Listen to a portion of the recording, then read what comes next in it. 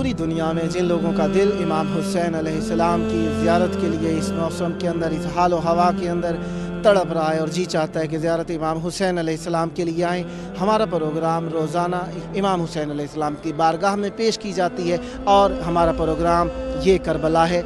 आप लोगों के दिलों को करबलाए मुक़द्दसा में लेकर आते हैं रोज़ाना आपके दरवाज़े, और यकीनन आप हमारी दस्ता है और हमारा प्रोग्राम ये करबला है। ताल आपको भी करबला में लेकर आए ताकि आप भी करबला में ज़रिए इमाम हुसैन अलैहिस्सलाम में आकर इमाम हुसैन अलैहिस्सलाम को सलाम करें और इमाम हुसैन अलैहिस्सलाम आपको भी करबलाई बना लें।